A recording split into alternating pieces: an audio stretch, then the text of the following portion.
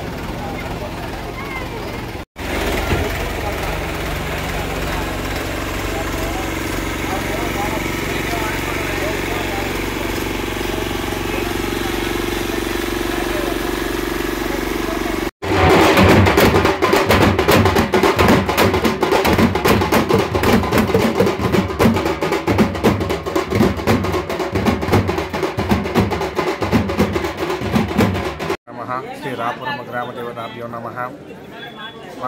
మన రాపురమ్మ విశిష్టత చరిత్ర గురించి ఒకసారి చెప్పుకోవాలంటే, పూర్వం రాపురమ్మ వారు రెడ్డి గారి ఇంట్లో, వెలుగొట్టు వారి ఇంట్లో ఒక ఒడ్లు గూనలో పుట్టింది.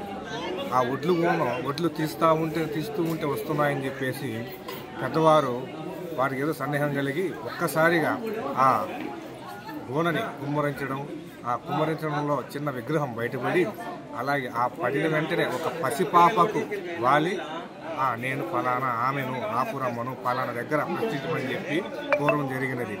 తదుపరి 2019 నాడు ఆలయ ప్రాచీనమైనది కాబట్టి దాన్ని రీమోడలింగ్ చేయాలని చెప్పి 2019లో రీమోడలింగ్కి కార్యక్రమం జరిగినది. అప్పటి నుంచి తదుపరి అయిన తర్వాత 2023 మళ్ళీ ఆలయ కుంభాభిషేకం చేసి 40 రోజులు మండల దీక్ష చేసి జాతర కొలుపు మహోత్సవం జరిపారు.